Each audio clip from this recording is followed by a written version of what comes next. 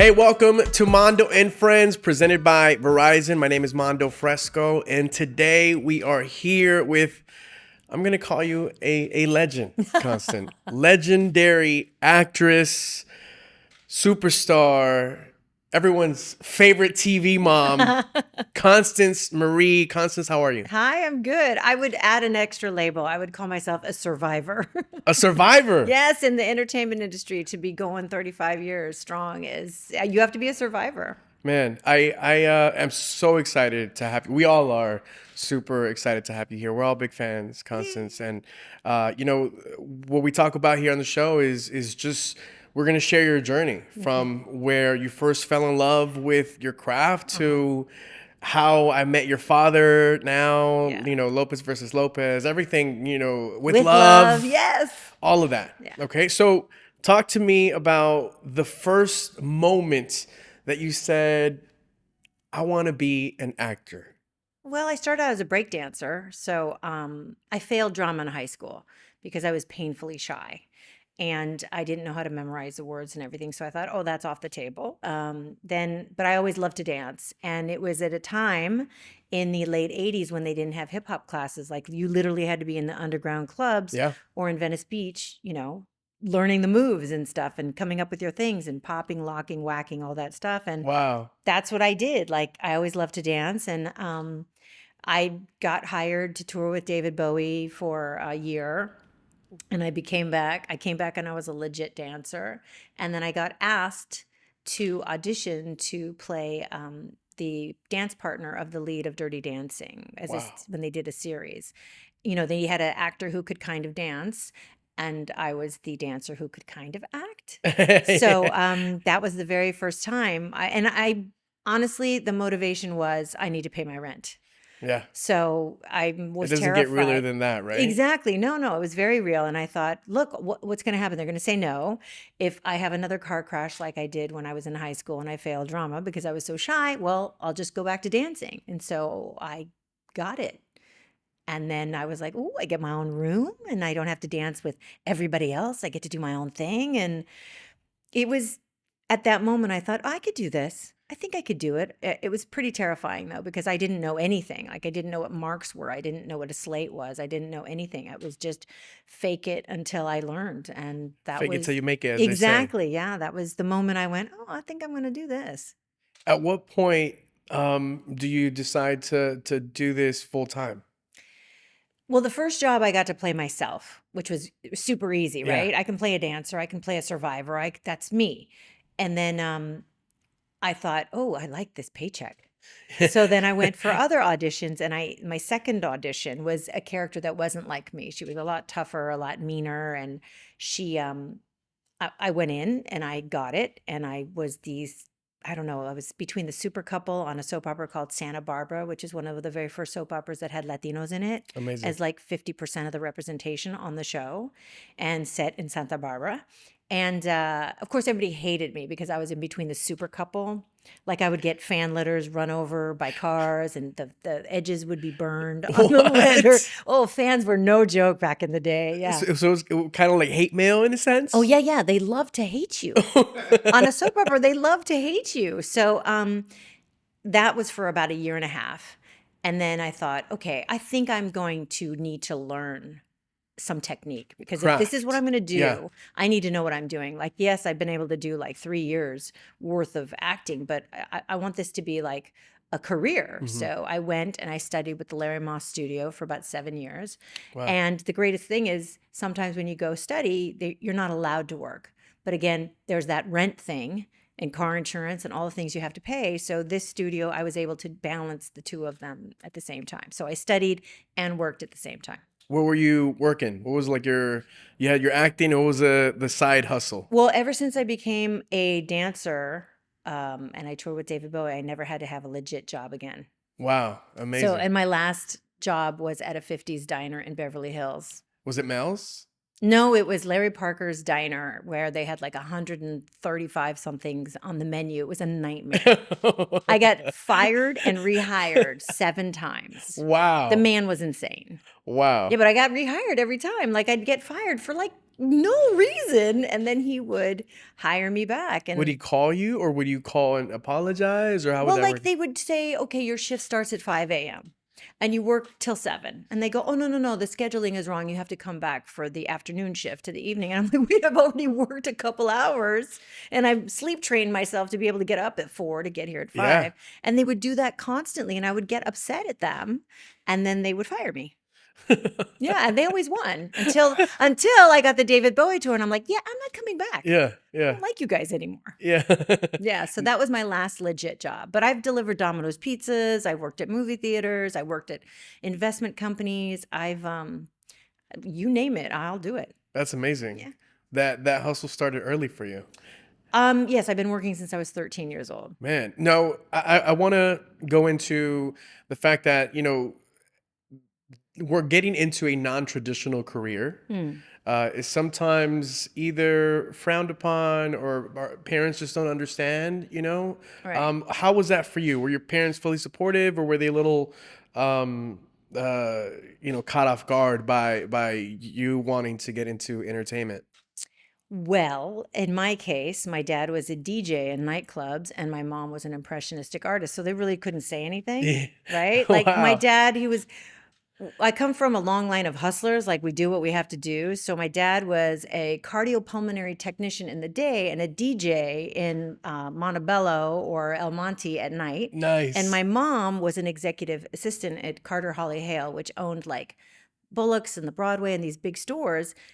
And then she was an impressionistic artist in her free time. So as long as I could pay my bills, they didn't care what I did.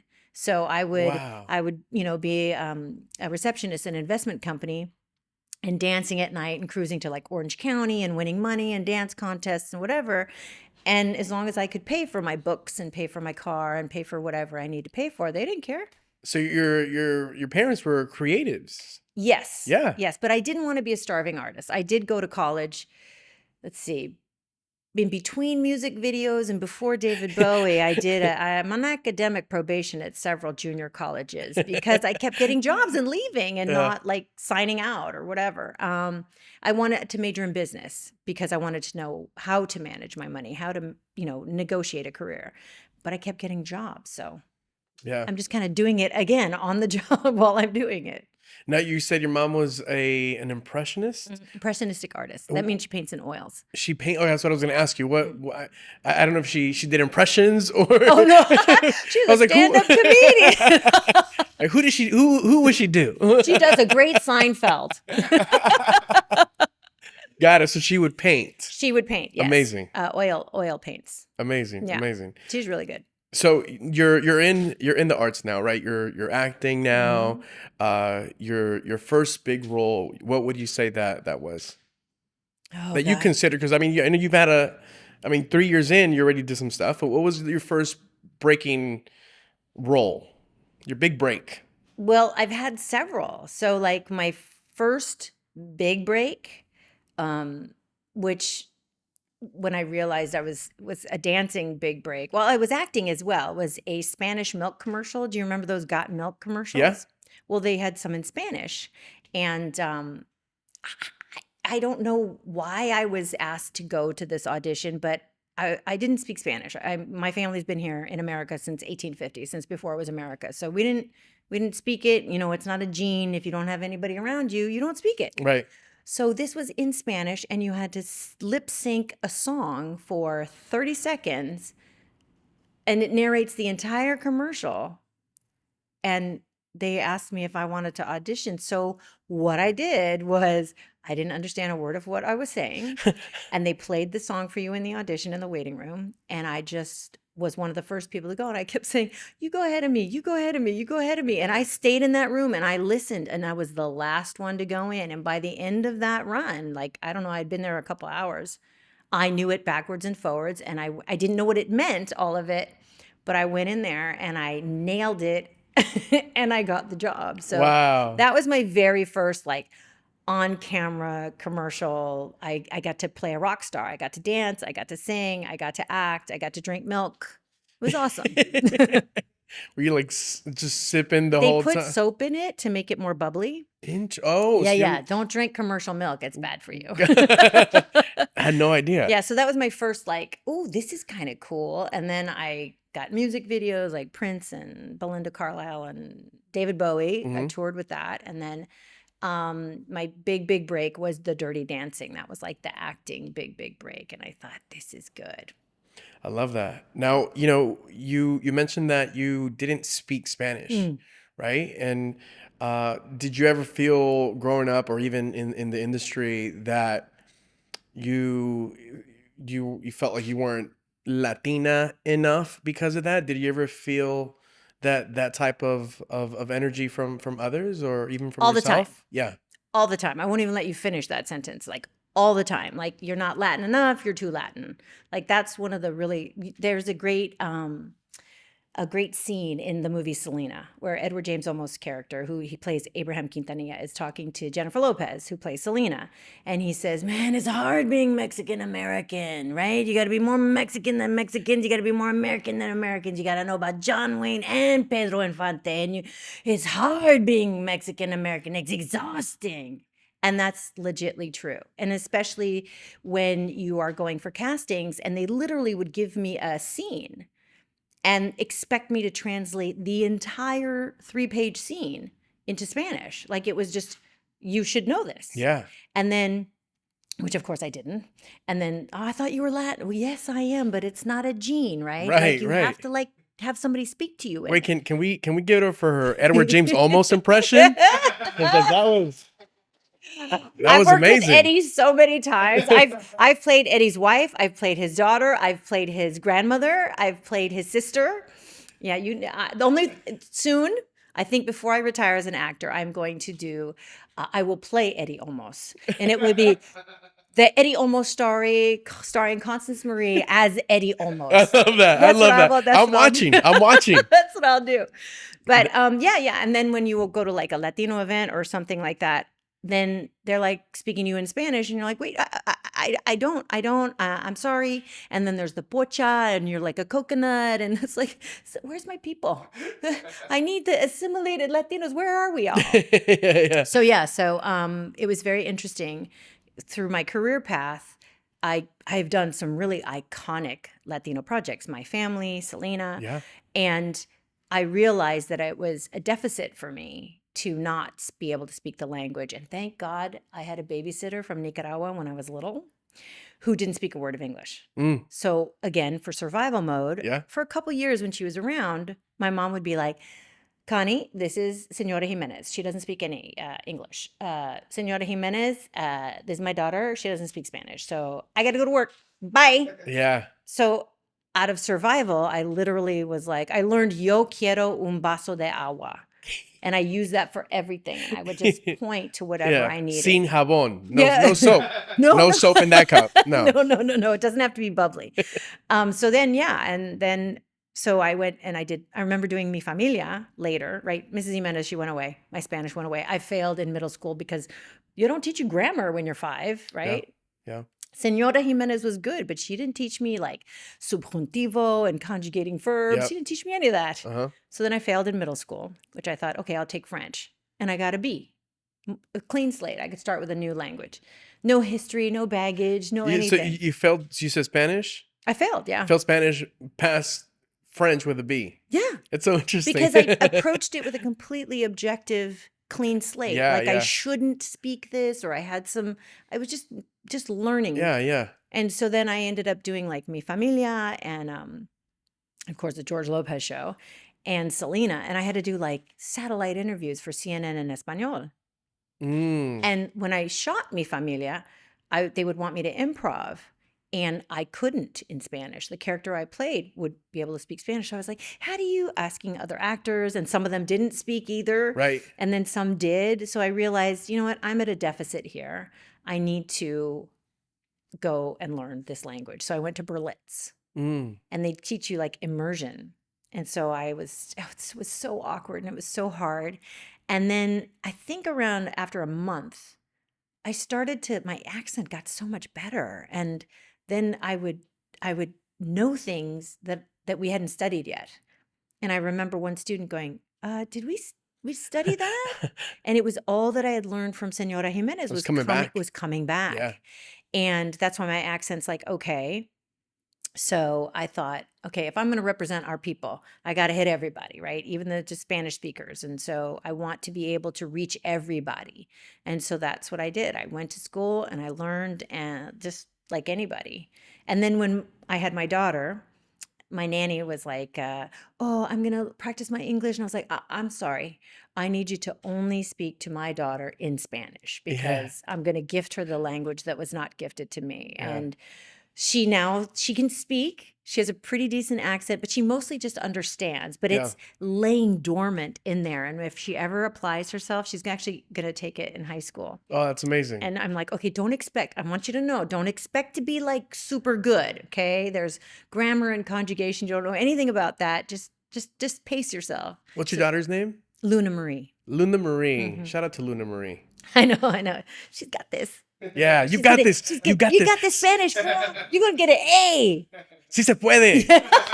Luna Marie. Exactly. Yeah, you know, I just think back of all the films and shows that you've been a part of, and like you said, they're classics. Yeah. They're these legendary characters and films and series, you know, sitcoms that you've been a part of. Mi Familia, My Family. There was nothing like that prior. American Family or Mi Familia? Mi Familia. Yeah, Mi yeah, the Familia. movie. Yeah, the movie. Oh, brown the film. people couldn't even play brown storylines back then. Like Latinos were not cast. Like, was it the Perez family was Angelica Houston and Marissa Tomei, and House of Spirits was Jeremy Irons, Glenn Close, and Meryl Streep. The only Latinos in that movie were Antonio Banderas and Maria Conchita Alonso, and they were like sub characters. Yeah. They weren't in it as much. And then gosh, what was it? Catherine Zeta-Jones in Zorro. Yeah. It's like it was really hard for a while for us to, as a people, fight for to be represented in our own storylines. It was Latino storylines played Yeah. by non-Latinos. Yeah, slap a little bronzer and all of a sudden they're Latino. Yeah, that's It great. was brutal. It was really hard. And that's why Mi Familia is still so iconic. Like they show it in Chicano studies classes, because it was one of La Bamba Yeah. was the first. But you know, Lou Diamond Phillips is Filipino, and technically the Spaniards conquered them a long time ago. So technically he is. But for Mi Familia, Yeah. it took Gregory Nava 5 years to get that movie made, because they kept saying there's not enough Latinos to play these roles. And let's change it to an Irish family. Let's change it to an Italian family. And he couldn't get financing for it. So only when Francis Ford Coppola came aboard was he able to cast all Latinos. You know, it was amazing. I was like, what do you mean? Look at all of us. We're all here.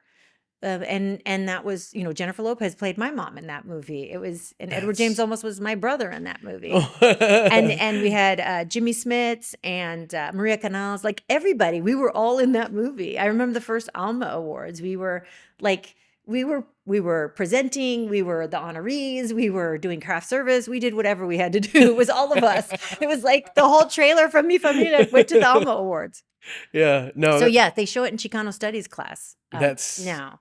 It was a blessing. I'm so lucky. I'm just a very lucky person. And then another. You're not lucky. First of all, you are very modest for sure, and you deserve it. I mean, you know, I don't believe in luck in this industry. You know, I think Yeah. you know you worked, you prepared yourself to position yourself in those opportunities. So Yes. I did not shy away. It's the paying the rent thing. It's a major, major driving force in Yeah. life, right? To survive, to eat, you know? Yeah. And if this is the career you got to have, then do it.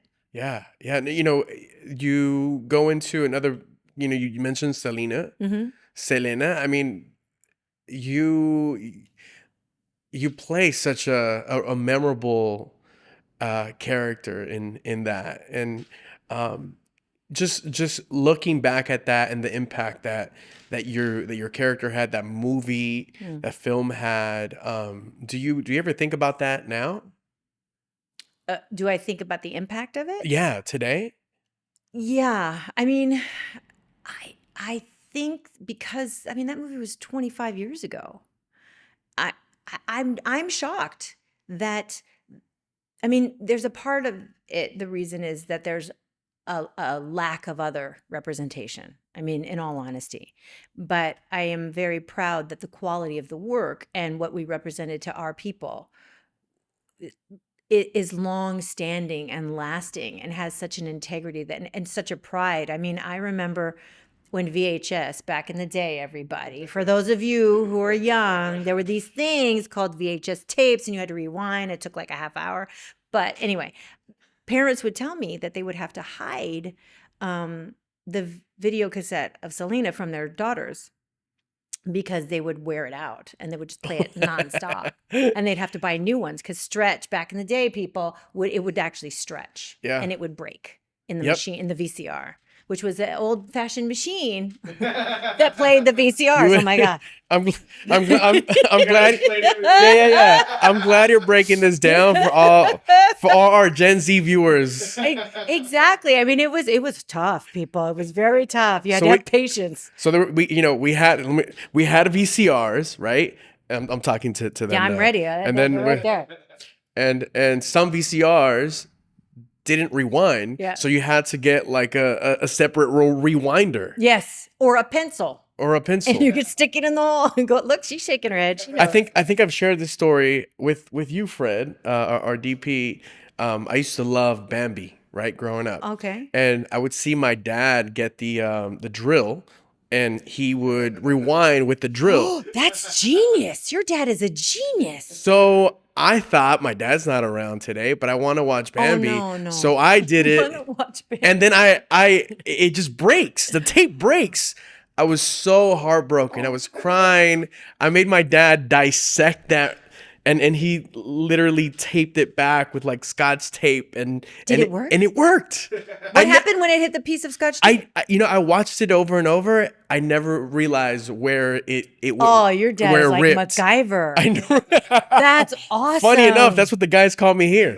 Oh, MacGyver? Hey, that's the huge compliment. If you can fix stuff, hey, give me a paper clip and some liquid paper and I'll be good. I'll fix it. Yeah, exactly. Good for you. That's yay. Yeah. Thank you. No, I love that movie. To me, it stands. It's up there with like La Bamba. You mentioned La Bamba. Yeah. Yeah. Well, it's interesting is we shot that right at within the first year of after Selena's being shot and passing. And, it was my first time playing an actual character, like a human that existed in real life. Yeah. And we got to meet with our counterparts, like John Seda got to meet with Chris and Eddie got to meet with Abraham. But I was the last person to meet with Marcela, Selena's mom, Mm-hmm. because she just couldn't. It was just too much. It was too fresh and it's too new. And the family wanted to protect her legacy. Yeah, of course. And so they wanted to be the ones to get her story out there. And she was the last person I got to meet with. And it was like one of the most heartbreaking interviews and luncheons that I had, because she would speak about, I'd ask her questions and I'd watch her Yeah. mannerisms and I'd listen to her accent and everything. And then she would be telling me these stories about Selena and she would get filled with like joy and life. And then she would remember that she had passed. And in the middle of the story, she would catch herself and then fall apart. And I'd be like, okay, just, take a minute. I'm so sorry. And it was really, really, just a labor of love for all of us, because I didn't actually know Selena. I didn't know her music because, again, I didn't grow up speaking Spanish. Mm-hmm. And I screen tested to play Selena and I didn't get the role. But I had this profound moment where I discovered what a talent and what an icon she was while I was watching her Como la Flor and all these amazing performances that she had done. So I could mimic them. And I learned to love the songs. And I remember being in my living room and doing the dance moves and doing the singing. And then I too had this moment of like, oh my God, I'm falling in love with someone who just passed.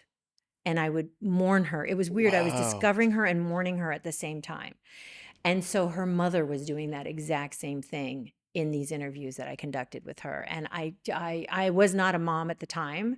Now that I'm a mother, I can't even imagine how much, I don't know, courage and bravery it takes to try to film this movie and protect her daughter's legacy. And learning about their family and going down there. And one of the things that for me was, Selena didn't speak Spanish. Yeah.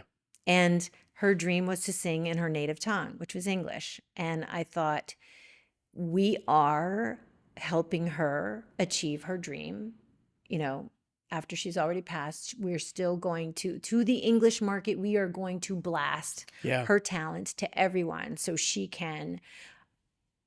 Oh, it's so funny. It's like, I just have so much compassion for them and for her. And we're trying to help her dream come true. Yeah.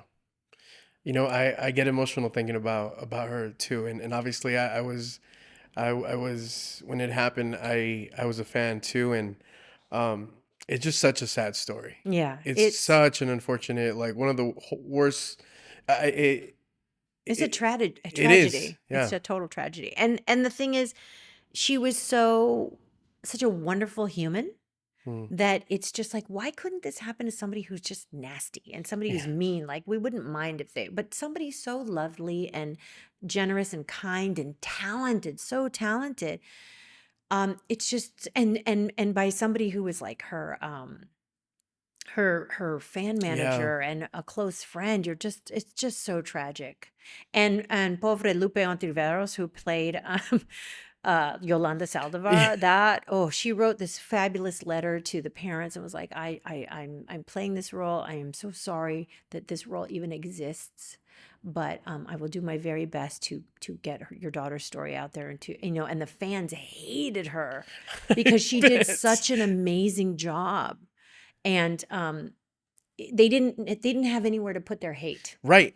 So, and eventually, Lupe was like hilarious and talented and wonderful. And eventually she won everybody over, but it was a rough go for a little while Yeah. there. I just think that film was, it was so organic. It was so real Yeah. that people almost started relating the real life people Mm-hmm.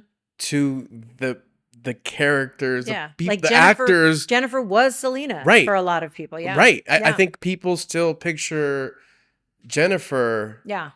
when they think of Selena. Well, they didn't know Selena.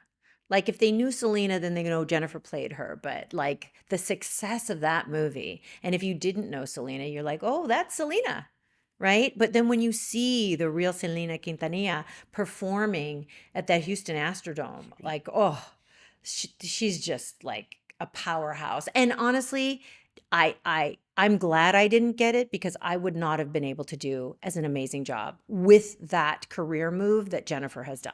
She is an enigma, and she is just taken us female Latinas and just skyrocketed and showed how magnificent we can be. Yeah. So when you both auditioned, Jennifer Lopez and yourself, Yes.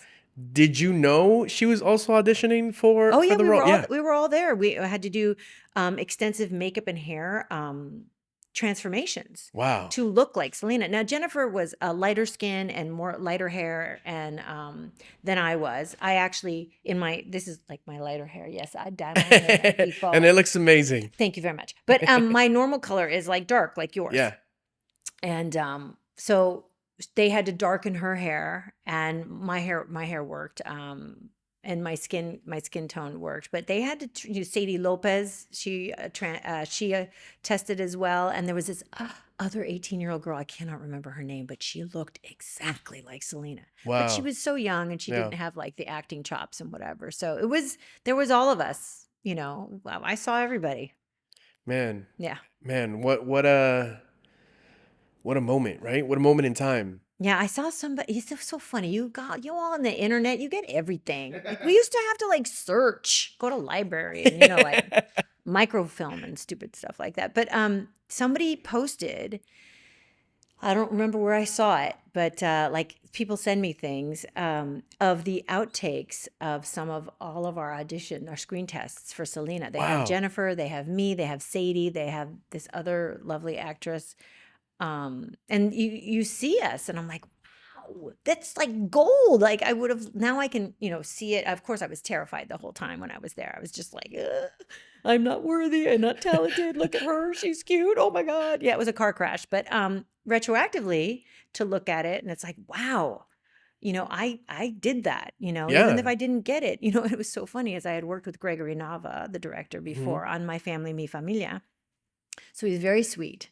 And to tell me I did not get the role of Selena, Yeah. he's like, let's have a meeting. And I'm thinking, oh, I either got it or I don't Yeah, know. yeah, So yeah. you go and you check your expectations. And he's like, okay, I'm just not going to waste any time. You did not get the role. And I'm like, okay. And then he goes, but would you like to play the role of the mother? Would you like to test an audition for that? And I was like, yeah, my rent is still due. Let me read it. Yeah, yeah. Let me read it. So I read it and I approached it and Jennifer's like 3 years younger than I am, but I approached it from the fact like, I'm not a mom, but from what I know of moms, it doesn't matter how old you are, your child is still your baby.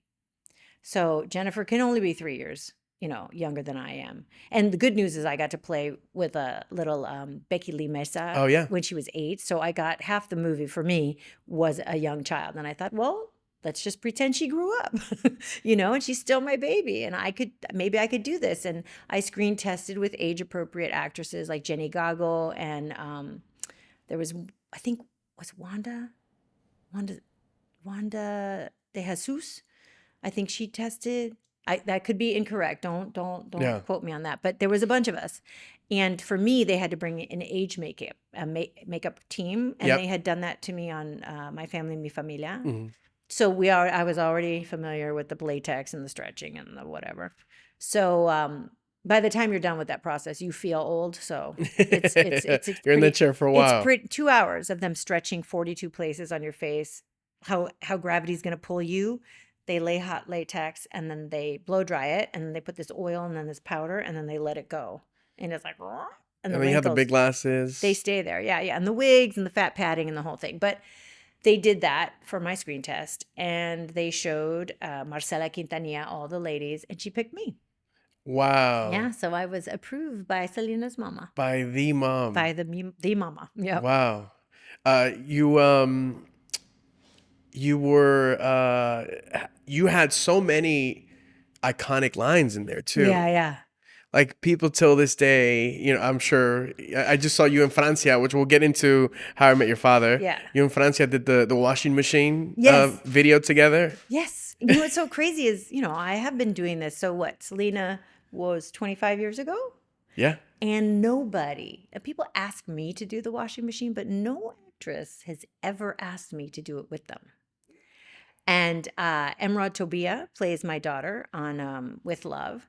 Like I am so blessed. I have played so many amazingly talented actresses' mothers. Like I'm just pipping myself out. I'm like, I'll play your mom, your mom. I'll play your grandma soon. Right? When I let my gray hair go, I'll play your grandma. But so Francia, she told me, she was like, please, Emrod, don't ask her to do that. Please, nobody ask her, because she had a plan. She wanted to do it with me. And as soon as I got there, she was like, would you do the washing machine with me? I was like, sure, why not? And it was just, she was so happy. I was like, Yeah. if I can bring joy to somebody's life for doing that. She's a dancer too. Yeah. And she's really good. So, because she had to do a dance in another episode that I did, and I was like, oh, watching her, I'm like, yeah, go, a little bit more, one more, yeah, you got it, that's it. Yeah. She was like, I want a washing machine, I want to do it in the show. So cute. No, that's so the washing machine, the bustier. That's not Yes. I mean, so many classic lines in there. My daughter, who's 14, and they're becoming little ladies. And she said something. She loves fashion, and with TikTok she can look and all that stuff. And she said they actually played a clip of me from that movie. She wasn't Googling me. She was just Googling bustier, fashion, corsets, la la la. And as they do, And there was a clip from the movie, and I'm thinking, my daughter wasn't even alive. Like I wasn't even close to having a baby then. And she can see that referenced, like you said, like an iconic reference when it comes to like, it's a bustier, right? A bustier, what? They play the whole clip. It's so awesome that it's endured this long. I really, really am blessed. We all are. I mean, I feel like your clips live everywhere, and then you live on TV like every single day. Yeah, that's pretty cool. That's really. We were just watching the TV. We had it on like just like the main menu, and you were on the screen today, this morning. I was? For Yeah, what? it What was. main menu? It was the main menu for YouTube TV. Oh, And they had you as like, what to watch at the, right at the moment, and it well, was George Lopez. It was George Lopez show. at the moment, I'm still, people still want to Yeah, watch me at the they're still moment. recommending you. The algorithm loves you. Oh my God, that makes me so happy. Yeah. So George Lopez. Can the algorithm pay me? Yeah. Because, it's always been since I was 13, pay me. Tati's our sales manager. Tati, can you get on that? Yes, Let's please, get please. Constance paid, Make please. it happen. So You get 10%. Okay, maybe 15. Okay. oh, that's good. That's good. I want to get into the George Lopez show. George Okay, Lopez show let's do it. was another one, Mhm.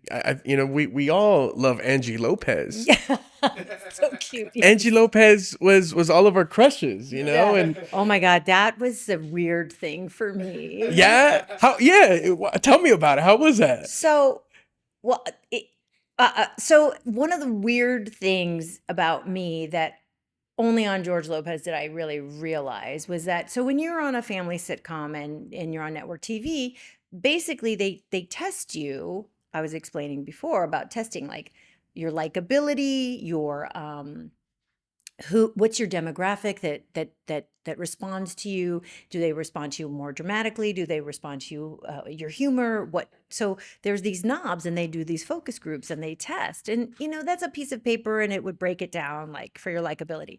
But when I was on George Lopez, I originally thought I was being put out to pasture because I was like 40 years old, and I thought, oh, finally I can let it go. I'm playing a mom and I'm going to be on TV, so I'm just going to dress drab and I don't have to worry about it. And then I thought, wait, does my mom dress drab? No. I'm going to have to represent Latinas like the way we are. So then I was like, okay, I'll dress cute and I'll work out and I'll eat right. And then that result was a weird thing.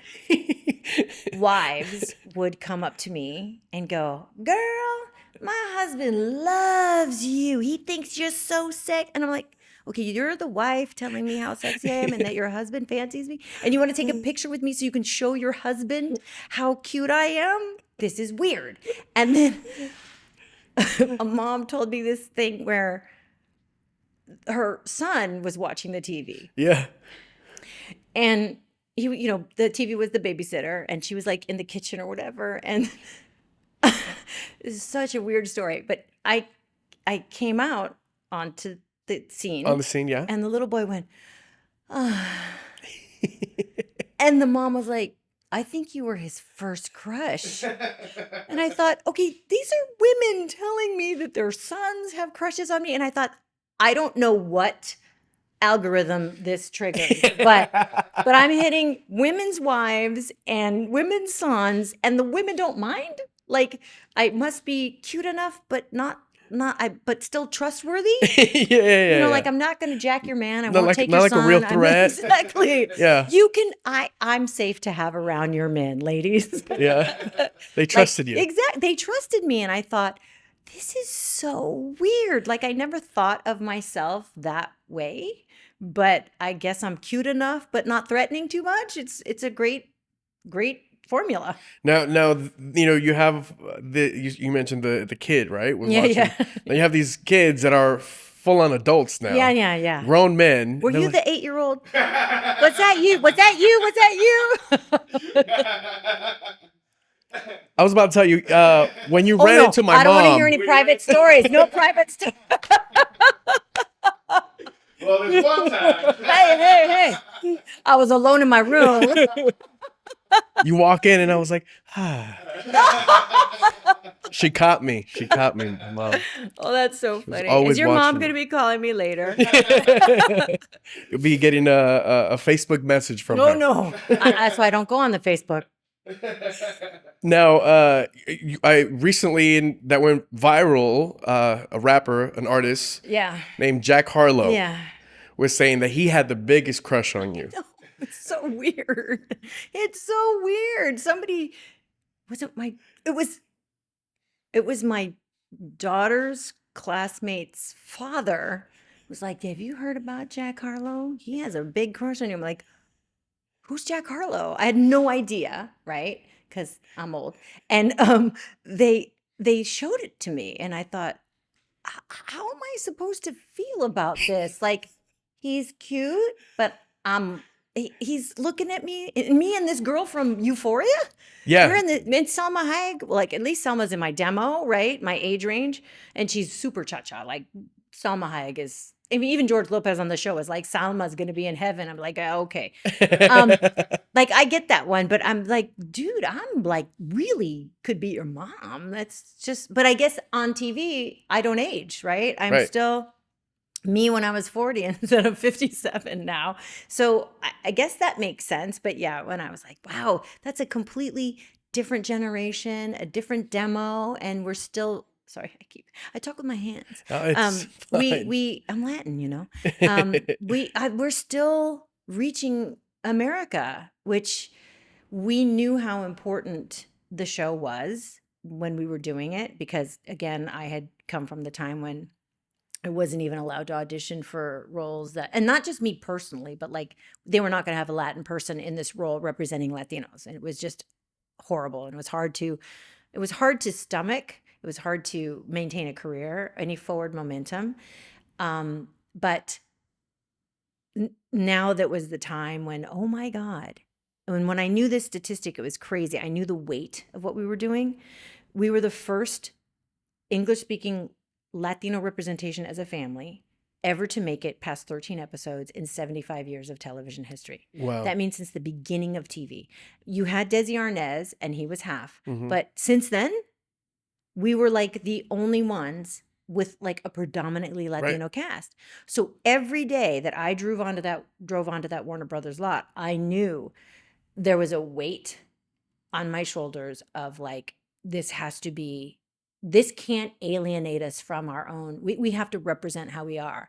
And the best thing that Sandra Bullock, she was our 900-pound gorilla, our heavy hitter who fought battles for us, Bruce Helford, is that it was based on George's life. So you couldn't make us a stereotype. You couldn't, because there were so many things that, I mean, haven't you ever watched a show and you're like, do we have to be gangbangers again? Yeah. You know, no, we can't all live in East LA. Like, yes, some of us do, but we need to broaden. Like, Right. we're in the Valley, we're in Santa Monica, we're everywhere. Yep. We're in Hollywood. So because it was based on George's life, we got to escape a lot of the stereotypes. Yes. And even so, there was some things that were said that were like, you know, this doesn't look like a Latino kitchen. We're like, what does a Latino kitchen look like? And then the best part was when that comment was made, George was like, Constance, what do you think about that? And I go, oh God, what do we say? And he goes, well, just tell them to pay attention to the people in the kitchen. And I thought, yeah, that's it. I mean, our kitchens, you wouldn't say this isn't a Black kitchen. This is not a Jewish kitchen. This is not an Italian kitchen. Just pay attention to the people in the kitchen. Yeah. And we just got to be, you know, can you tape over that? Yeah. Or do we have to hold and wait? No, that's okay. Really? Fred got it. Y'all are high tech over here. Mando and Friends, Ye- the trucks, airplanes, no problem. We don't hear nothing. Yeah. The food truck, the lonchera just passed by. That's right. Playing the cucaracha. You won't even hear that. That's awesome. You are good. Well, Fred is. Fred. Oh, Fred, you're DP. good. What was I saying? Yeah, so we knew how iconic it was. And every day, I mean, when we made it past one season, when we made it past 2 seasons, when we made it to 100 episodes, it was just like I knew in the moment what we were doing was super important. Yeah. I didn't know what it would become. And because they changed our night, every season, we got a new night. And then after the first year, we didn't get much publicity. We barely got picked up every year, even though our numbers were pretty good. It was still like, brown people on TV. Oh, are we sure we like this? And we made it to 6 years. And then there's syndication deals that happen. Like once you get past 100 episodes, back in the day, if you needed 100 episodes in order to get syndicated. And so then they have to make deals. And shows like Everybody Loves Raymond and Seinfeld and Friends and all those shows were taking up the space in syndication. So we barely got a syndication deal. And then there was some big deal between Nickelodeon and someone else. Sorry, bad business. I can't remember their name, but thank them, whoever they are, the forces that be, that hybrid of a deal, and then trimming out the stuff that was kind of inappropriate for Nickelodeon, because that Grandma Benny, that was her whole life was really inappropriate for Nickelodeon. Yeah. But they did, or Nick at Night. Nick at Night, It's right. still technically Nickelodeon, but Nick at Night, they trimmed it because there's more commercials and syndication, and it blew up. Like everybody discovered it, and a new generation that was not allowed to stay up till the time we aired originally just fell in love, and we were bigger in syndication than we were in primetime. Man.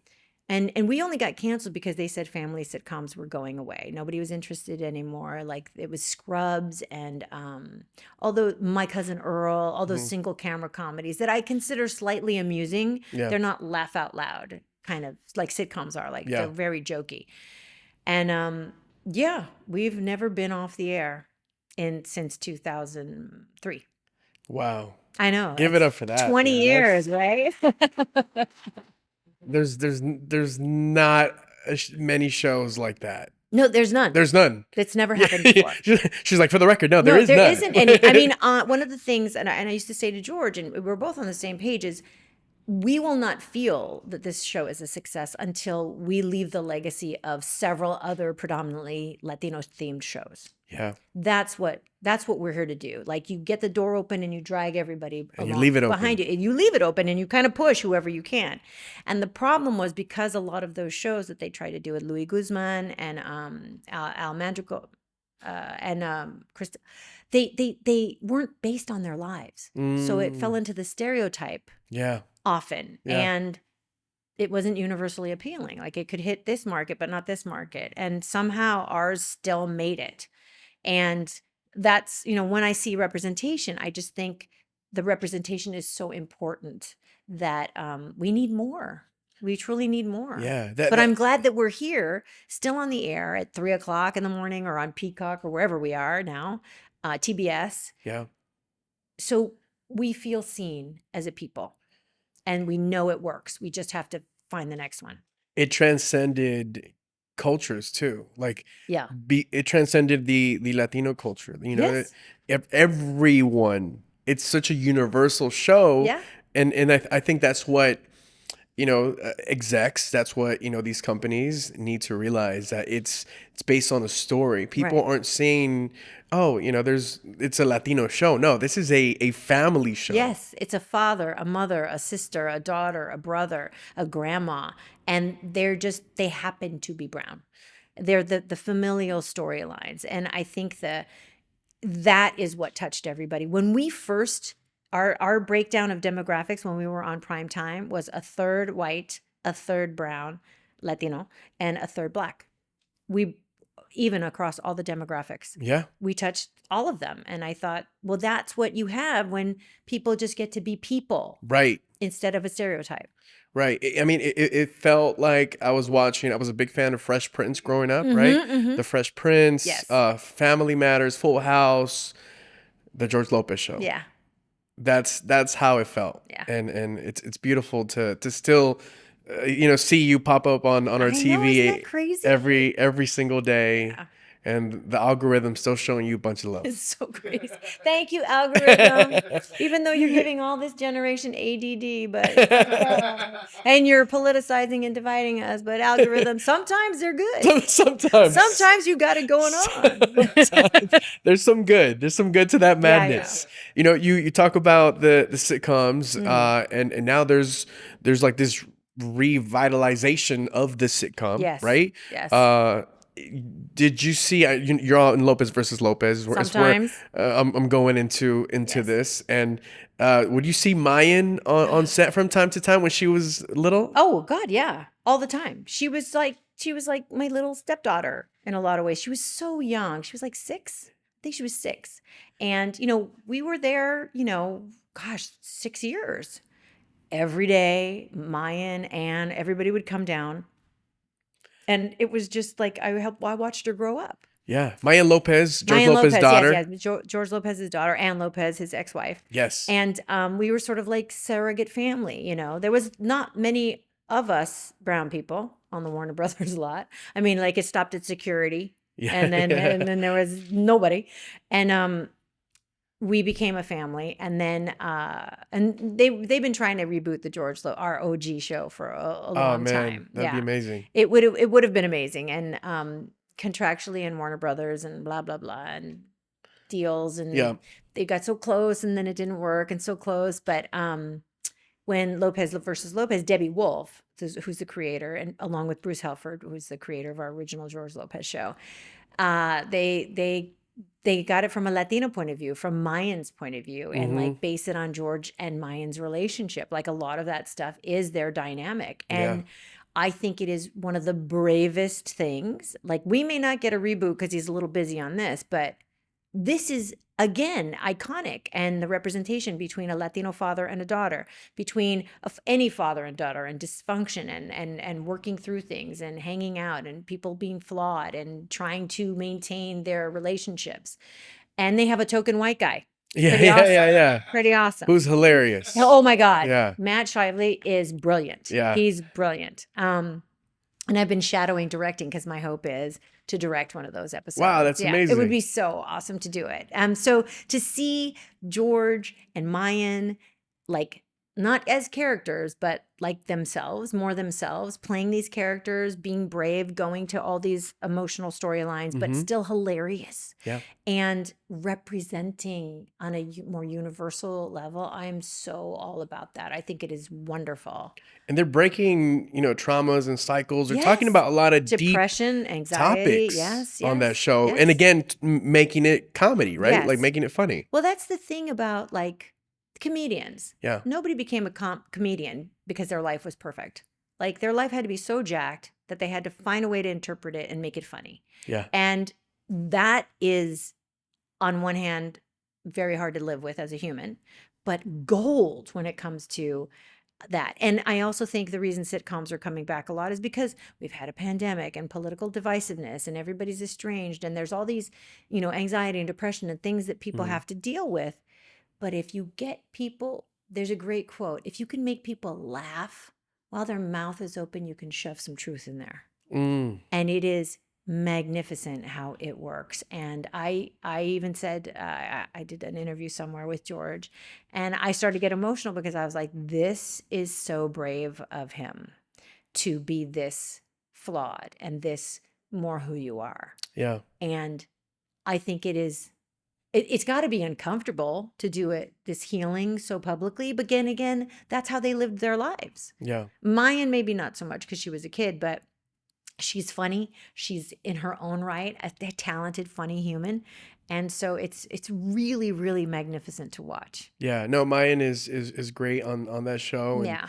And George, I feel like George is wanting to just be a better person, a better man. Yes. I've heard him in interviews, Yes. say that and, Yes. and share that he wants to, be a better father too. Yes.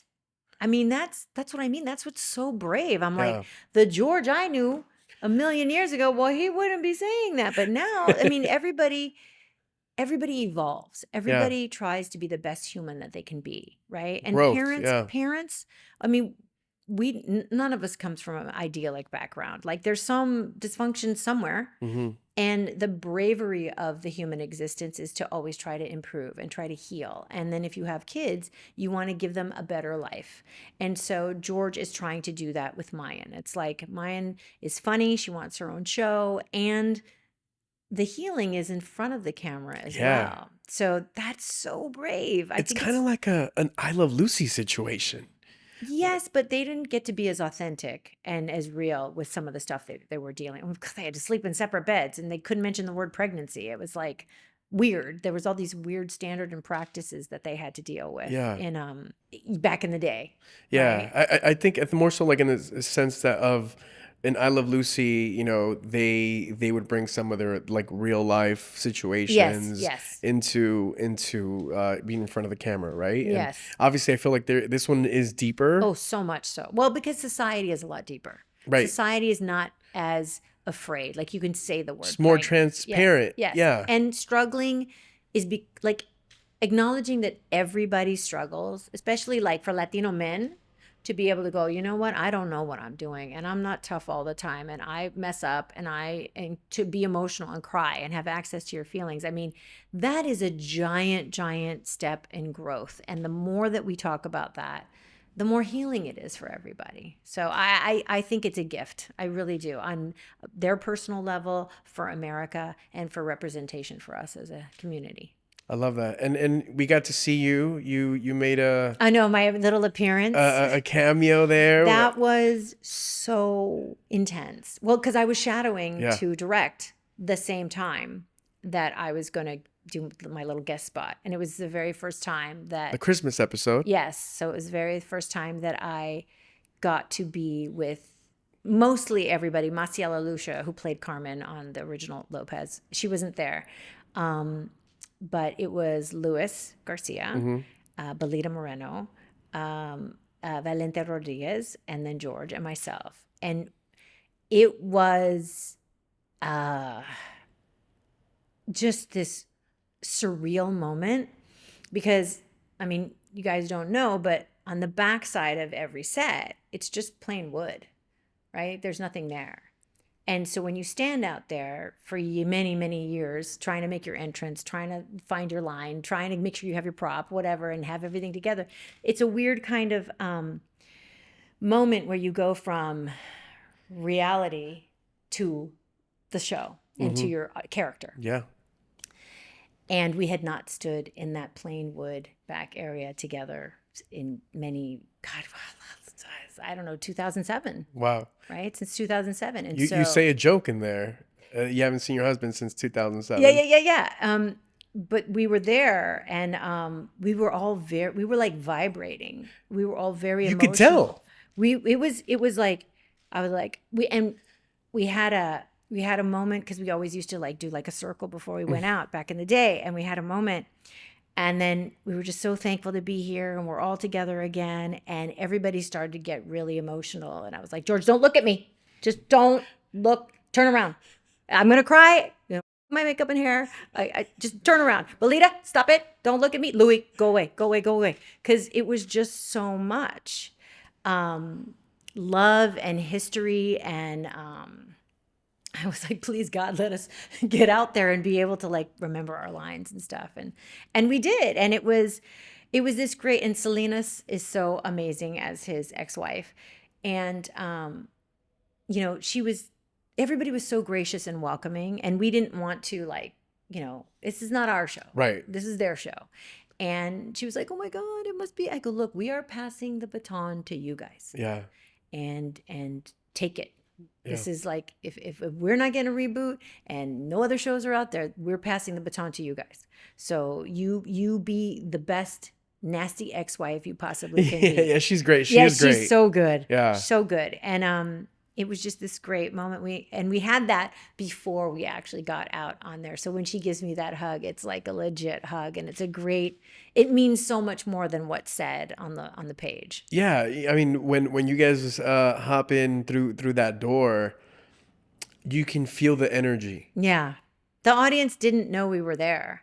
They kept us hidden. And then when we walked out, they all stood up and were screaming. And we had to, they tightened it for the show, but we had to stand there for a little bit. Because everyone was clapping for a while. They were just like, oh my God, you know, like, what is happening? It was like worlds collide. Yeah, you know? the multiverse. Yes, exactly. It was just freaked them Of out the for a little Lopez. bit. And I'm blonde now, you know. Yeah. So and then they had like, oh gosh, what's his name? I remember his character's name. The little boy on Lopez. Oh, yeah. Plays Chance. Chance, yes. Thank you. Him talking to Luis Armand Garcia, Valente, and Al Madrigal. And then Belita didn't have a counterpart, but me and Selena's. It was like this weird, the metaverse, exactly. Yeah. It was so cute. It was great. Yeah, Marvel ain't got nothing on you guys. I'm telling you right now. I know, I'm telling you, like, just watching, I know you guys were playing characters, obviously, but you can feel that, like, your real self was glowing, and you guys were so happy. Yeah, it's in that moment. It was interesting. So I've shadowed again to get up to speed on directing for that show, and you know, we we're like war buddies, right? Because we were in the trenches when there was no other representation. It was just us. And George is like so funny, but inappropriately funny. and he's, he has like chains when he's on camera, and then when there's not on camera, there's no chains. And we would laugh at things like, and I would think to myself, oh my God, that is so inappropriate. Why am I laughing? I can't. Oh God, I feel awful that I just laughed at that. And he's that funny. And so when I was on set, and there's a couple people like our craft service person, Barry, he is on the Lopez Show, and then Adrian Elizondo, who's one of the stand-ins, and then George and Mayan, and George would make this tiny little quiet joke, and you would hear laughter, me and Mayan, and because it was a callback to something that we had done, I don't know, 10 years ago. And it was like we still have that same energy. We still have that same bond, and I tease George because he'll make a joke, like talk shit about me and like say something nasty. And I'm like, look, man, I'm linked to you forever. I'm like a barnacle. You're never getting rid of me. You could try to scrape me off. We are linked. He goes, I could get rid of you if I want. I go, not in television history. That's it, buddy. Yeah, yep. You're stuck with me. Yep. Yeah. So it's quite funny. No, that's so beautiful, and congrats on just on everything. We're connected to that show too. I mean, just you're getting your directing chops. Yes, I know. I'm so excited. That's if they exciting. Get picked up for season 2, I'm in. That's amazing. Yeah, that's amazing. Yes, sending good energy your way. And yeah, thank you. No, I love that. I will take that. Yeah, all of you, give it to me. All of you, all of it. Good juju for everyone. Like Gohan over there, huh? Like, now let's kind of jump into How I Met Your Father. Yes. And we talked about Francia earlier. Francia was here for season 2, and she's amazing. You're playing her mom. Yes. Wait, should we go to With Love first? Let's do With Love. Because With Love is on now. With Love. Let's do With Love. Let's do With Love. Because talk to me about With Love. With Love is, again, all Latino representation, multi-generational. Romance, love, sex, family relationships in your 30s, 50s, and 70s. And we got such an amazing cast. And it's funny and touching and heartfelt and single camera. And it's created by Gloria Calderon-Kellett, she did One Day at a Time, the reboot of One Day at a Time. She is brilliant. She's the person that I'm shadowing because she directs some of the Lopez versus Lopez's. And again, I feel like one of those iconic moments where, this is a show that's going to last. It's going to it represents so many people. We've got a trans character. We've got a gay character. We've got characters who are not sure what they are. We've got senior citizens. We have their love, Pepe, what is Pepe's last name? Pepe Serna. Oh my God. I've been up since 4:00 in the morning. Pepe Serna and Renee Victor, they play my mother and father. And Pepe Serna has been like acting for, 150 years. He's it's a long time. I know, he's that good. He's brilliant. They're both so good. And then I have Benito Martinez, who plays my husband, and you would know him from The Shield and from all these really dark, intense characters, but he has like this like intense face, like he could jack you in an alley, and if he really wanted to, just with his eyes. And but he's so funny. He's so funny, and so we get a chance to play that way. And then we've got Emrah Tobia, who is like fire. You all got to follow her on Instagram because I'm so proud of my daughter. She's so hot. She's crazy hot. And then we've got Mark Delicado, and we got Vincent Rodriguez. We've got our white guy. Todd Grinnell from One Day at a Time. Yeah, he's on there awesome. as well. We got Isis King. She won America's Next Top Model. Yep. Yeah, she was good. And so it's kind of sexy too. It's an all-star cast. It's an all-star cast, good storylines, and it's based on some of Gloria's family. So that's why we get to be without a burrito around our neck. That's what I always say. I get to act without a burrito around my neck. Gift each other cilantros as a gift. Yes. Yeah. Oh, I like that. Instead of mistletoe, we use cilantro. Oh my God, I love that. That's genius. No, and our new season. So the first season we shot like crazy COVID, like 2021. No, yeah, 2021. Like the year we all love to forget. But like 2020 and well, it was pitched in January of 2021. oh, okay. It was shot in the summertime of 2021 and then aired in December of 2021. Wow. It was like the fastest that Amazon had ever done anything. And it's because it was so good. And so my point is, we went from lockdown to shooting in 4K. We all look jacked up. That's all I'm saying. I was not at my best. You know what? What did we get? The COVID-15. We all gained weight. And I was not going to the hair salon to get my hair dyed. So it was like, sure, nobody will see this in 4K and high definition television. So we still look good. Yeah. But in season 2 that airs in June, we all look way better. Amazing. Like we've seen a little sunlight. We've got our highlights done, and it's a little sexier than the first season. Amazing. I'm if so people excited. want to get caught up, so they know what's going on in the family, then season 2 comes out. It's quite lovely. I love that. I love yeah. on And- Amazon now. Go stream that. Yes, it's on Amazon now, and my character, which is weird because I played moms, and I'm not like the cha-cha, right? You don't hire me if you want the cha-cha. You call Selma or you call Jennifer, but I'm the mom. But somebody said I was the Florence Henderson of the Latino community. And I'm like, I'll take that. I will take that. So this season, Gloria's like, well, you guys are going to be rediscovering your sexuality. And I'm like, at 56 years old, I'm going to be doing this. And I'm like at the gym and I'm facials and we get pretty, and it's hilarious at the same time. So she did a great job. She walks a fine line between heartfelt and hilarious. And you go back and forth on this show. So you get to see me reclaim my sexuality as a character. I like that. Yes. You heard it here, everybody. Would you say you're more like your character's name on With Love is Beatrice Diaz. Beatrice? Are you more like Angie or are you more like Beatrice? So my characters had a crazy evolution because I almost have an affair in the first season. Yes, with Superman, Brandon Roth. Yeah. So he's also on there. We got another white guy. Hey, we're checking all the boxes. So that she's very unhappy in season 1. In season 2, she gets a little happier.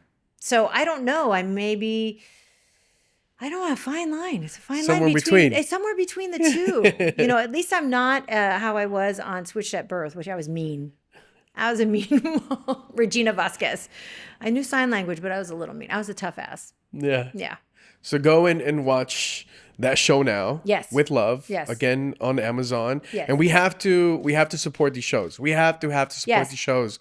Honestly, so that we can get more of these beautiful shows. well, streaming is more important because the networks, Amazon, Netflix, wherever they are, they know the analytics of everything. They know what scenes you stop on. They know what episodes you watch over and over again. They know what you fast forward. They know everything. So like if you want to see more brown faces on TV, you have to watch them. And you had a great point. Just turn it on. You can do the dishes, you can play with your dog, go walk the dog, but you keep streaming that brown face show, that With Love or whatever. If it's on Peacock and it's George Lopez or Lopez versus Lopez, all of it. Yeah. You have to have it on because they know what we're watching. And they know they can look at you through your computer, I'm sure. So don't do anything scandalous, but just keep the brown people on TV. Just watch us. Yeah. Yeah. If you want to see more of us. And we do. Yeah. And we do. And we do.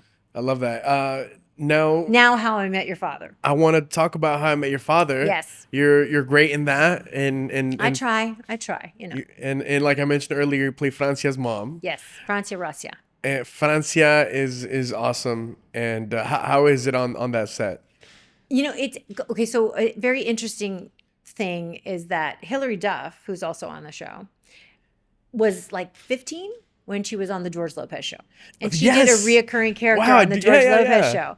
And it was so cute. I showed her a picture and she goes, oh my God, I didn't even drive then. It was so cute. And now she's like a mom and she has kids. And I was like, do you remember? And it was so funny as her character on the George Lopez Show was she started as my daughter's poetry buddy. Yep. And then she became my boss at a cosmetics company. And I don't know how they justified that transition. I can't remember. It was a long time ago. But she would be bossing me around. And so now, and I never got to work with Francia before. But they said, would you be interested in doing How I Met Your Father? The creators would love to meet with you and explain what it is. And I'm like, oh God, they're going to tell me that I'm undocumented and my son is a dealer and I don't know. It's going to be something that I have fought my whole life to not represent us as. You know, it's kind of I don't want to. Let me use a more positive word. Interesting that we go into things like that sometimes. Well, because I've been asked a billion times, can you have an accent here? Can you do this? Can you do? And I'm like, guys, it's like hitting the same note on a piano. Yeah. That note exists and that note is important and it is representational, but not of all the keys. Yeah. And it's just boring, even for the people that it's representing. So I don't know where I got this idea, but I just thought I can't do anything I'm not proud of. And thank God it's led to a pretty decent career after all these years. And I'm not judging anybody else for doing those roles, but for me, I know if I don't believe in the project and if my heart is not in it and I don't feel that my kid could watch it. Yeah. And even when I didn't have a kid, I was like, other little girls, like if I am not representing us well, first of all, I'm going to suck in any audition or any role. And if it's not, I mean, there's been times when I've had to pay my rent and I've just chosen not to do it, the job, and something else always comes along. Yeah. But I feel that there's a certain amount of integrity that is necessary when I'm representing people because there's not very much other representation. So I thought after all these years that Isaac Apteker and Elizabeth were going to pitch me something that I did not want to do. And so I went in there. It was Zoom, right? Because it's still COVID. And they were like, this is the story. You're going to be with Mark Consuelos. I go, oh, I remember Mark. Yeah. Because he and I were engaged. We were fiance, not in real life. Yeah, Kelly, settle down, everybody. We were on American Family, which was another TV series for PBS that was groundbreaking in itself, is that it was all Latino cast and it was in English and it was but it was on PBS. He played my fiance. And he was like a little bit of a dodgy character. Like he was a little bit of a bad guy. And then cut to now for How I Met Your Father. They go, okay, it's gonna be Mark Consuelos. I go, oh, he's so pretty. Oh my God, I'm now this old and I'm going to be with this pretty man on TV. Okay. Anyway, aside from that. And they were like, this is what it is. They sell real estate and they're a long-term couple and they're the parents of Francia Rocia. And I said, okay. And they go, oh, great. And I'm thinking, that's it? They just explained it to me and it's over? And I go, why did you guys want to meet with me? Right? Just that would have been so easy, right? Let me see what it is and then I can decide. Yeah. And they go, well, no, we just wanted to explain it to you. I said, I was afraid that you guys were going to sell me something that I was not going to want to do. And they go, what do you mean? I said, well, that I was going to, be undocumented and there was going to be some kind of peril or I was going to, crazy, heavy accent. Then oftentimes, look, don't get me wrong. People with accents, God bless you. It's wonderful. Yeah. But if it's not justified by the story, Right. if it's just because you're white and you think it's funny because we have accents, no, I'm not interested in that. Right. So It's more about just breaking stereotypes. yeah, I right? said I thought you were going to ask me to act with a burrito hanging around my neck, and they go, what? Like they didn't understand what I was talking about, but you guys understand. Of course, what I'm talking 100%. about because we've lived it, right? Just being judged constantly and put into this tiny little box. Like I didn't know how Latin I was until I got in the entertainment industry. And then I couldn't read for this and I had to behave this way and I had to do that. And I thought, well, in my real life, I'm not that way. So I can be whoever I am. So it was interesting. And they were like, no. No, you don't have to do any of that. And I go, great, I'll do it. And so I got there, and we're from Jersey, which is lovely. It's so neat to be at my age and to feel like I am ushering in a whole new generation, like multi-level generations of new talent. And, Emrod and Francia and God, everybody. Oh, and Angelique Cabral on Undone. Yeah. Which is a predominantly Latino cast. We have a white guy, Bob Odenkirk. Yes, we got him. But those 2 seasons that we did, it's mostly the women's storylines. And it was so rich and fascinating. So I just went to an event and I was sitting there and I was like, oh my God, I played your mom and I played your mom and I play your mom too. And so I have a picture of all 3 of them. Wow. And I am so happy that there are so many roles now that they get a chance, and it's better for them than it was when I started. And they're so talented and hungry and smart and just badass that it makes me excited for future generations of us and our representation. And if there is no role, they're going to produce it and write it themselves. They'll make it happen. These women have ganas, right? Yeah. And I'm just so proud of them, and I'm proud that, and they're so sweet. Like Francia's like, you guys, you opened the door, Constance, so we could, you walked so we could run, and that is like the greatest feeling, to be able to have helped some way. So, oh my God, I've been up since 4. It's not Mando, it's me. I'm just, I'm just tired. But it's really, really, it's a blessing. You deserve all the flowers, Constance. You're so cute. It's just really you really sweet. do. Yeah. I mean, the fact that you have paved the way and you have, changed the game. You have done so much in your career, and you're still doing it. Yeah. You're like the LeBron James of actors. Yeah, but I'm not going to Miami. I learned from his mistakes. Don't go to Miami. I don't even know much about basketball, but I know not to go to Miami. Don't leave your place. He's in LA now, so you're you're good. Doing his with the powder in the air. I know that. No, well, Constance, I appreciate you being so amazing. No, thank you. You too. Thank you. Like, everybody talks good about you, like speaks well of you. You're wonderful, what you guys are doing here. And I champion that. That's why I'm here, because we as a community, as a people, we're survivors. And no matter if it doesn't exist for us, we create it. And if we don't like the way it is, we change it. Yeah. And I always used to say, there's a phrase in the Bible, if the meek are inheriting the earth, the Latinos are getting it. But it's not that way anymore. Like, we're much more actualized, and we know we deserve better. We know we deserve more, and we are willing to do the hard work to make it happen. And then back in the day, there was not enough space for all of us. So people who would make it would not, we were all in competition, crazy competition with each other. Yeah. And it's not that way now. Like, women, Latinas, we all band together and we're like, okay, you're producing, awesome. You're directing, great. You got a great story. Let's make it happen. How can we, instead of crabs in the barrel pulling each other down, how it was back in the day, now we're actually like standing on top of each other, helping ourselves reach the highest height that we possibly can. And that's what you're doing. Oh, man. In your medium. And you too. All of you especially. Just retouch it, make me look prettier. I got to play moms until I play grandma. Higher angle. Oh, yeah, don't go low. What are you doing? Oh, my goodness. Dude, don't ever shoot your girlfriend like that. Or your boyfriend. He won't like it either. Whatever you got, don't shoot it. His wife. Yeah. Look at he's like down by his hips. That's hilarious. I thank you for that, and I've been in radio and television as a host, as a producer, as a personality, for a very long time. How long? 18 years. That's success.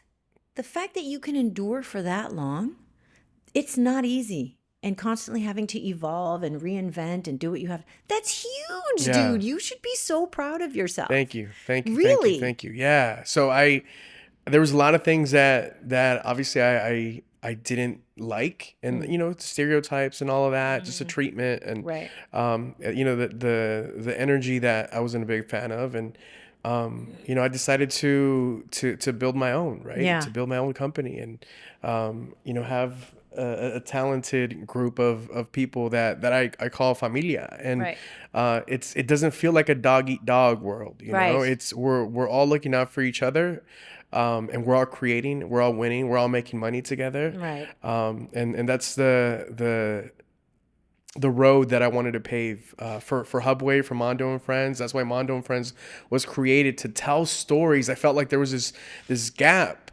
Right. and that was just missing, where we can come on and tell our own story, and Right. own our own narrative, Right. and champion individuals yes. like yourself, there's going to be people watching and hearing your story, and they're going to be so inspired and motivated, of all ages. I hope so. Yeah. From Can I say one of the things that I discovered is, and I've gone to diversity, equity, and inclusion meetings, and I don't think people realize that the line of demarcation between Spanish speaking and English speaking Latinos, that is a hurdle, because if you're not in the community, you don't understand it. You think Latino means, oh, we'll do this in Spanish. Well, yeah, well, you're missing 75% of your audience. So that community of us, people are born here, we don't get that. Like, oh, I'm not going to be watching this, and I can't understand all of it. So my media buying and the advertising dollars that I spend are in English. But then when executives think English, oh, that's white people or black people because they speak English. So that has, like, I say Latino doesn't mean Spanish speaking only. It's Right. It's we all didn't just get here. Some of us have always been here. And you have to, like, in your diversity, equity, and inclusion, you have to also have English speaking Spanish, or English speaking for Latinos, like your show. Like, you're reaching all of us. Yes, some abuelitas are not going to see it, or some people who just recently, well, it'll help them learn English. Right. Do you know what I mean? Right. Like, that has been a hurdle. Or like, if it's Latino, well, let's import somebody from Mexico. Well, but why would you if you have like so many? I mean, it's great, Yeah. but you've got, like, I don't know, what are we, 30% of the population? Yeah. You could just go open the door and you'll see tons of us. Yeah. So I think that's been a little bit of a hurdle.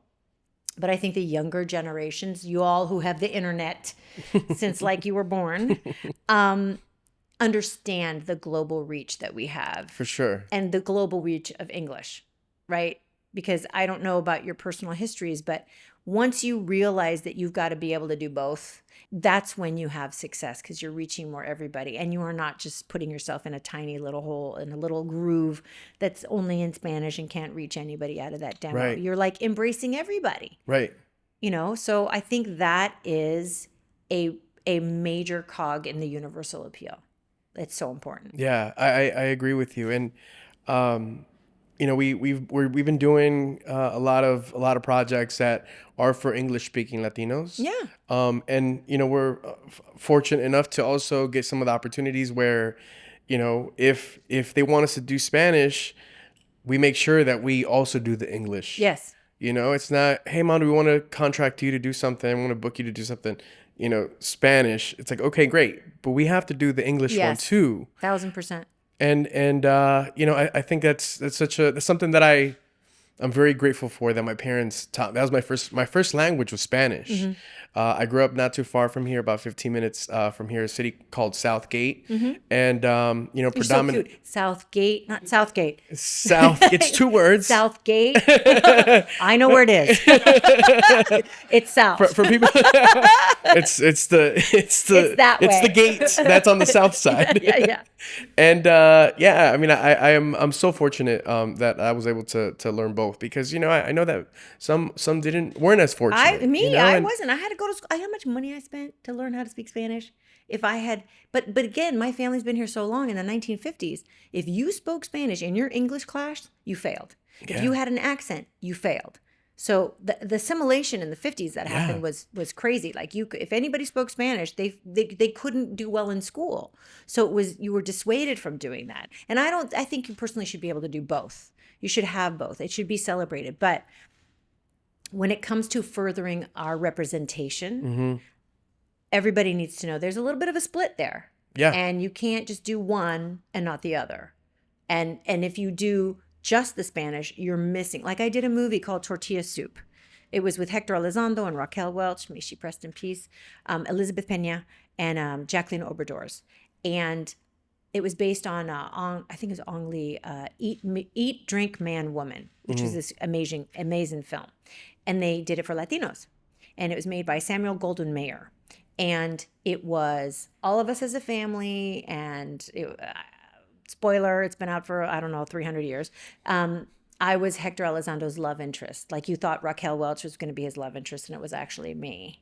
And it was all in English, and it was this gourmet. It was like every TikToker's dream, all this food. It was based on food. And they only advertised it in Spanish. It's an English-speaking movie. Wow.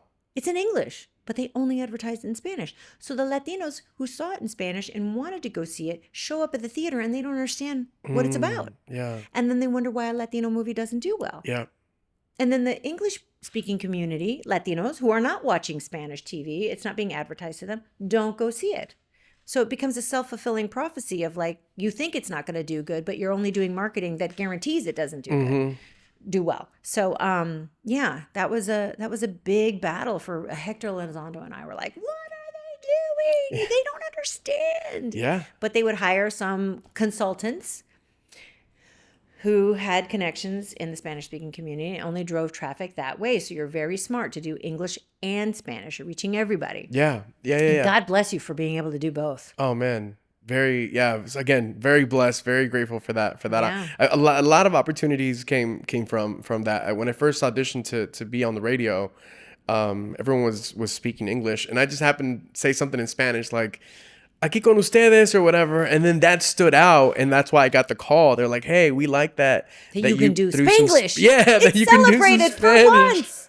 We always And, get in trouble for that. So yeah, I'm very grateful that I had that from my parents. You know, I was taught at an early age, and Right. it stuck with me because I mean, from time to time I still forget some words, right?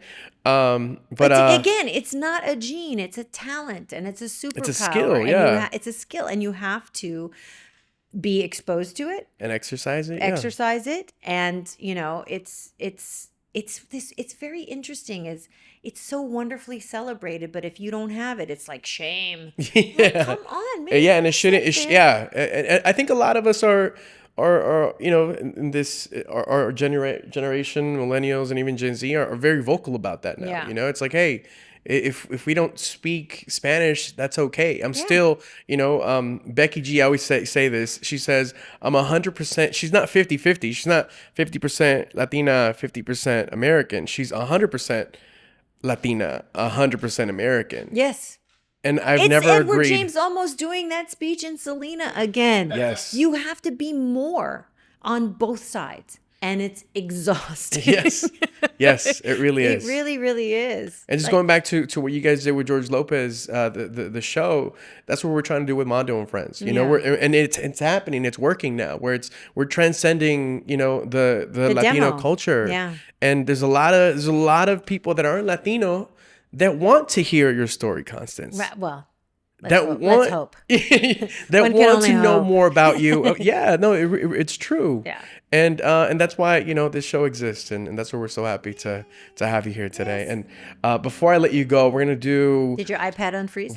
it did on freeze. Okay, good. We're gonna do rapid fire with Constance Marie. Okay. You ready? Did I say that I've been up since 4:00 in the morning? Yeah, that's perfect. I don't know how rapid that's it's the gonna ideal. be. Okay, a punchy, that works. Okay. Okay. Hold on, let me hydrate again. He's getting from a low angle. Come on, He man. doesn't want to stand up. Yeah. And what am I? A dwarf? I'm up here. Higher angle, man. Damn it. We'll Can work we get him? I'm going to send a selfie stand for him or something so he could just rest his camera. Look at now he's standing up. Oh, we shamed you. I'm Marvin, sorry. our photographer. But why? I bet you're going to see the pretty ones up here, right? Why do you think all us women do this? Yeah, man. It works. It works. And the older you get, the higher you go. You're gonna. Oh, yes. You know what? Those Asian communities, they know what the hell they're doing with that selfie stick. Yeah, They're awesome. They We've all turned into, back in my day, there used to be a joke like Asian tourists were always taking pictures with like old school cameras all the time. Well, now we've all become tourists just like there. We're taking pictures of every food, my thumbnail, my product, everything. Yeah. It's crazy. Yeah. All right, rapid fire. I'm ready. Mondo's like, come on, girl, get out of here. And higher angle, Marvin, please, man. Look, he's standing up. I love it. He's on top of the Apple box now. He's up there. Why is he on a ladder? Get off the ladder, Marvin. He's on Okay. the vent. He's hanging from the vent. But I look Is good. he facing the AC now, or is he taking photos? He's doing both. All right, here we go. Rapid fire with Constance Marie. Okay, I'm ready. Okay, hurry up. That's really slow, Mando. Merengue or salsa? Salsa. Oh, salsa verde or salsa roja? Salsa verde. Yeah, it's Tastier. well, you can taste it. It doesn't set your mouth on fire. Yeah, I like that. If it's too hot and I can't taste it, then something's wrong. Best piece of tech that you own that you use on a daily basis?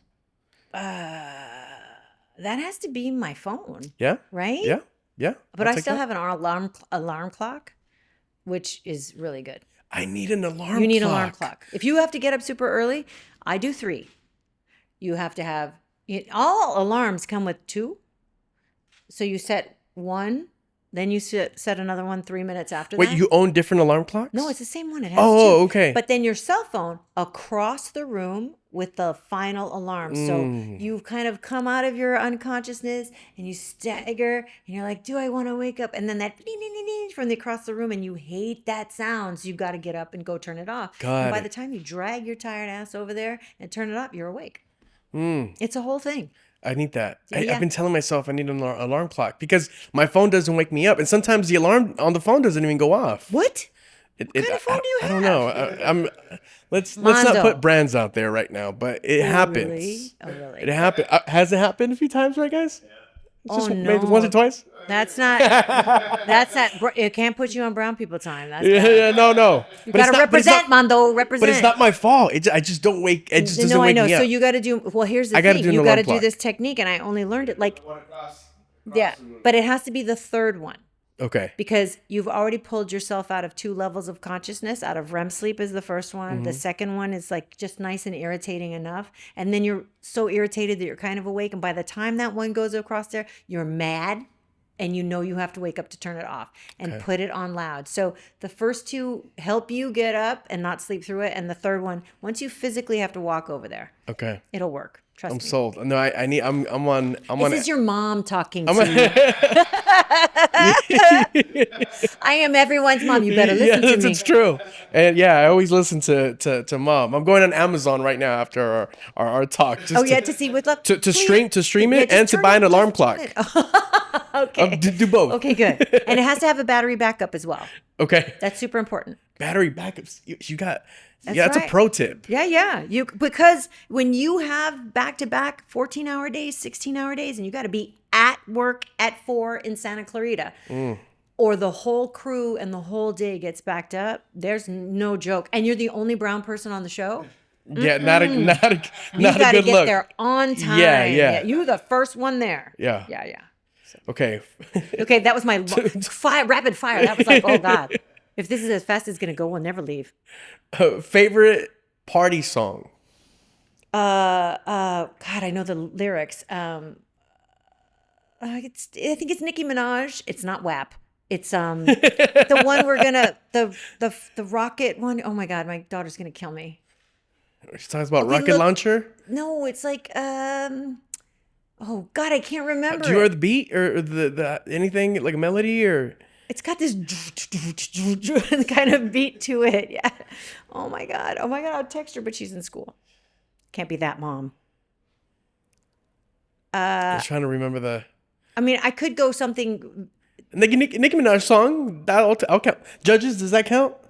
How about Ding, ding. Grazing in the Grass? Hugh Okay. Masekela. It's a great song. Okay. It's a great song. It's a classic. Best singer of all time. Oh my God. I don't know why, but I just thought Ariana Grande. Oh, okay. She's amazing. She's great. But then Lady Gaga, and then I don't know, Billie Holiday. Oof. It's there. It's hard. It's like apples and oranges. Yeah. How could you do that? Impossible. Lastly, what's a nickname of yours that no one really knows about? Speedy. Speedy. Yeah. I like that. Do you want the story? Yes. So, when I was doing my breakdancing and popping and locking and all that stuff, there was also some graffiti involved. And like we all had street names, right? And so because of the type of dancing that I would do and how fast I could tag a wall, they call me Speedy. Well, you used to tag? Just one time. Oh, that's amazing. Just one time. And of course, I put my name. Speedy. It's a long word when Oh, I you're thought in you a were hurry. I thought you were like Constance Marie. No. Speedy. Speedy. Yes. I love that. Yeah, and I would dance because I don't know if you know what whacking is. What's whacking? So whacking is, okay, do you know what Madonna did Vogue Yep. and how they do all this? Well, that's whacking. Okay. But I used to do that, and you used to have to go super, super, super fast. Yes. Yeah. So whacking, ticking, locking, all that stuff. Yeah. And I did it fast. What was your pop and lock and move? What was your favorite? Well, there was also something called jacking, which is basically throwing your head and your whole body around and just injuring yourself. And that was my move. Wow. Yeah. If you Google or I could YouTube it? Yeah, the David Bowie tour, Glass Spider tour, 1987. We do Let's Dance, and they pull out these giant white screens, and we're dancing behind them. And you see me, I'm the bottom left. Okay. And that beginning where it's like, for Let's Dance, it goes dun, dun, dun, dun, dun. And you see me like working behind the screen. Yeah, I love that. Yeah. That's so cool. Yeah. Well, Speedy, I want to thank you for coming by the show today. Give it up for Constance Marie, everybody. Thank you. Thank you so much. Go and stream all of With love. the 10,000 shows that she's on right now and previously on. With Love, How I Met Your Father. Oh, also Mr. Right app, which is a movie that you get to decide the ending. It's a movie that's an app with Amy Carrero. Oh, yes, I have heard about those. Yeah, I played the mom of Amy Carrero in that movie. It's pretty cool because there's 17 different endings, and you get to decide. That's so cool. I know. I haven't seen it yet, though. But it's an app, and I'm old, and I don't know how to do it. Mando, help me. I will. And Constance, you look great. Thank you. You look amazing. You look just like I remember Angie Lopez. Oh my God, sunblock. Wear your sunblock, everyone. I told George, and he didn't listen. He didn't listen. He's like, now I know. He's so funny. I'm starting to get sunspots here. Dude, just because we're brown doesn't mean that we're protected. They're very light. Are they? Yes, They can burn them off. Go You're away. kind of light skinned. You could do photo rejuvenation, but put the sunblock on, everybody. Yeah. You especially up here, up top. Or half that, so. Yeah. No, because it's like, first of all, we don't listen to anybody, right? Like we think we got it. Yeah, man. Stop being so necio, bro. Just wear sunblock, man. No, but if you wear sunblock every day, like the number one thing, because skin cancer is growing high in the Latino community because we all think, I got this, I never burn. Right. But the sun is not how it used to be. Sunblock every single day, I love that. and you will last forever. Listen to your mom. Yeah. Listen to your TV mom. Exactly. Wear sunblock. Again, Yes. thank you so much for you. Constance. Thank you so much for coming. Constance Marie, everybody, give it up one more time. Thank you. Thank you so much for coming, and thank you so much for watching and listening to Mando and Friends presented by Verizon.